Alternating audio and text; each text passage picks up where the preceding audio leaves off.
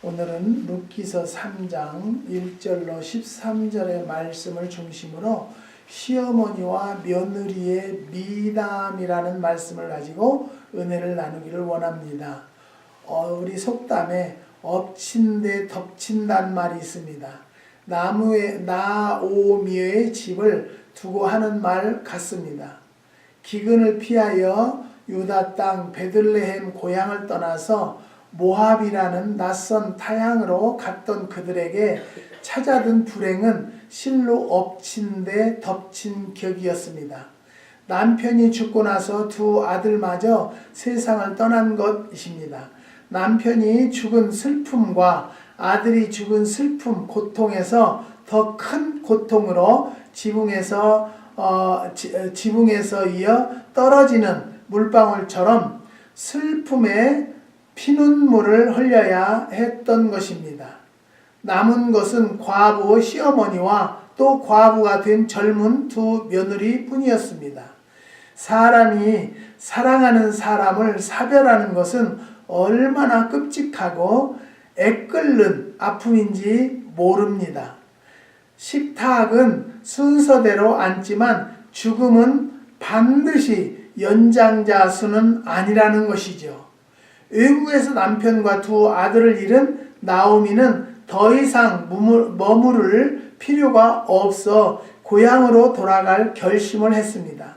두 자부 중 하나는 울면서 친정으로 돌아갔고 다른 한 며느리 롯은 시어머니 곁을 떠나지 않고 시어머니의 고향으로 따라갔다는 것입니다. 고부 간의 갈등이 심각한 이 시대의 시어머니와 며느리의 미담을 생각해 보려고 합니다. 첫째는 며느리의 효성을 우리는 볼 수 있습니다. 오늘의 주인공인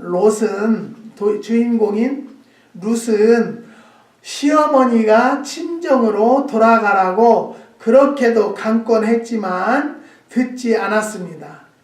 어머님 가시는 곳에 저도 가겠으며 어머니 머무시는 곳에 저도 머물겠습니다. 어머님의 백성이 나의 백성이 되고 어머니의 하나님이 내 하나님이십니다. 어머님이 눈을 감으시는 곳에서 저도 눈을 감고 어머니 곁에 묻히겠다라고 1장 16절에서 17절에 말씀하셨습니다.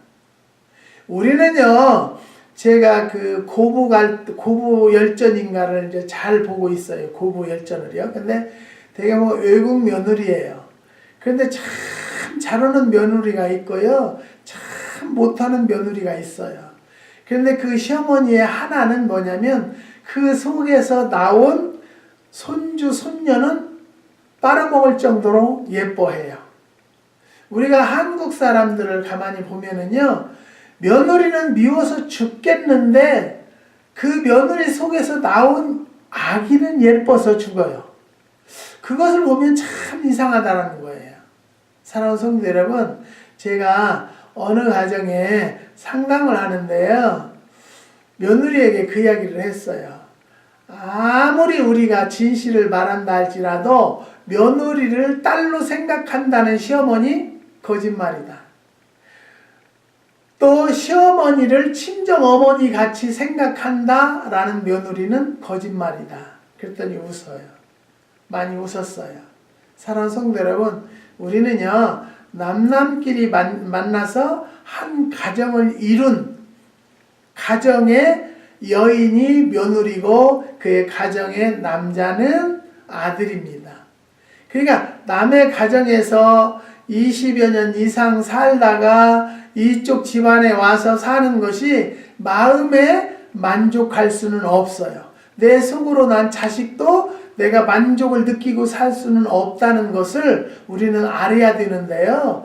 어떻게 하면 그 며느리가 내 입안에 혀같이 해줄 수 있는가라는 생각을 하고 있다라면요, 그 생각을 바꾸시는 시어머니가 되시기를 부탁드립니다.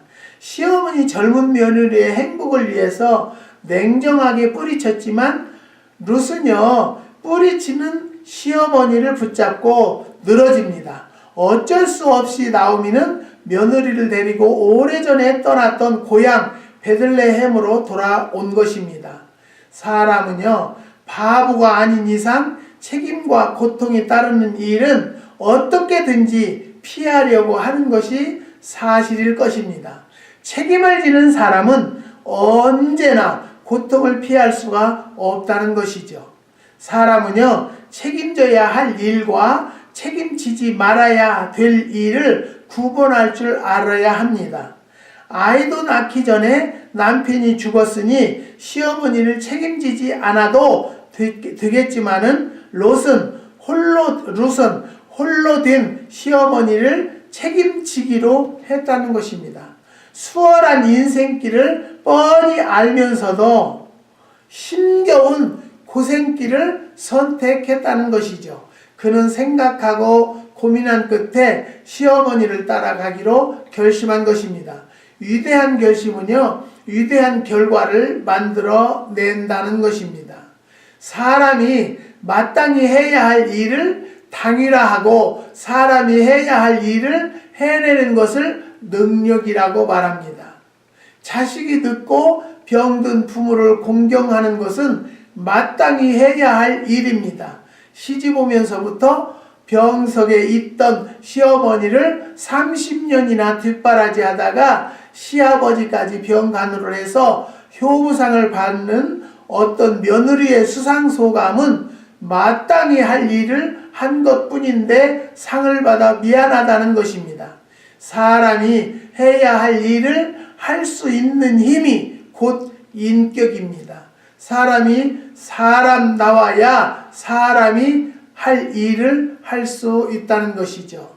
어떤 며느리는요, 시어머니, 시아버지 생신도 모르는 며느리도 있어요. 그러면 그 집안의 며느리의 자격이 없다라고 고백하는 입술들이 드셔서요, 이 시간 이후부터라도 부모님의 생신을 꼭 챙겨드릴 줄 아는 며느리들이 되시기를 바랍니다.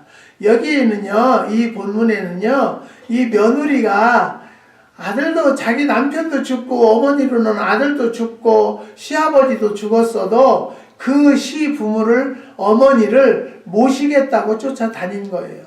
그 효부의 효성을 보면은 얼마나 아름다운 마음씨인가 깨달을 줄 아는 성도들이 되시기를 부탁드립니다. 룻은요, 시어머니 고향인 베들레헴에 도착했을 때는요, 보리를 거두어 드리는 추수기였습니다. 들판에 나가 이삭을 주워다가 시어머니를 봉양했습니다. 이삭을 줍던 농장의 주인은요, 시아버지와 가까운 친척이며 유력한 사람인 보아스였습니다. 보아스는요, 룻을 보고 남편이 세상을 떠난 뒤에도 시어머니를 극진히 모시고 고향을 버리고 여기까지 왔다는 말을 들었다. 내가 그렇게 갸륵하게 했으니 하나님이 넉넉히 갚아주실 것이라고 격려를 했습니다. 롯은요, 추수가 끝날 때까지 날마다 나가서 이삭을 주어서 시어머니를 봉양했다는 것입니다. 여러분, 어려운 환경에서 시어머니를 봉양하고 모신다는 것은 쉽지 않지만은 이 롯은요, 그걸 불평하지 않고 이삭을 주어다까지 시어머니를 봉양했다는 이 며느리의 본을 보는 성도들이 되시기를 부탁드립니다. 시어머니를 생각하는 며느리의 마음이 비단처럼 아름답습니다.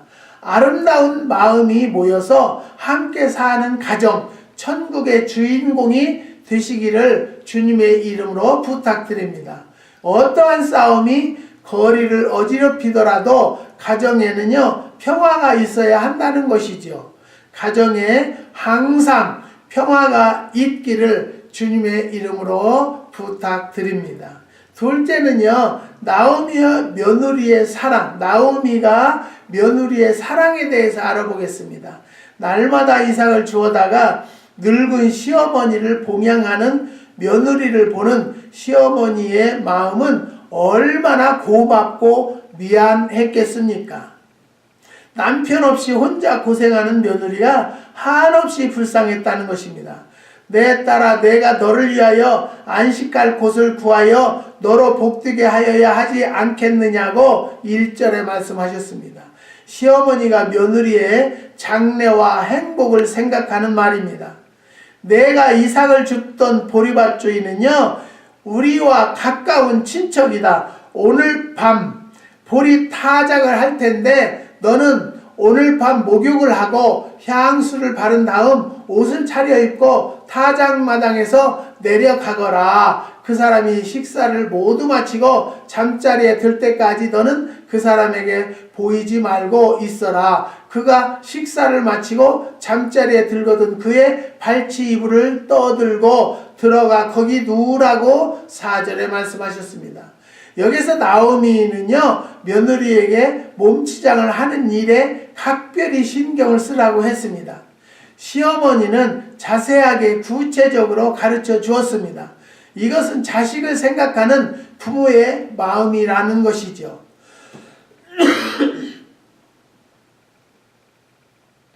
며느리는 시어머니의 말씀대로 다 했습니다. 5절에 보아스가 식사를 마친 후 누적거리 곁에 자리를 하고 누웠을 때 룻이 발치 이불을 들고 들어갔습니다. 보아스는 깜짝 놀라서 누구냐고 물었습니다. 나는 당신의 시녀 룻이오니 당신의 옷자락으로 시녀를 덮으소서라고 말합니다. 이 짧은 대답은요, 아주 정감이 있으면서 얼마나 용감하고 당당한지 모릅니다.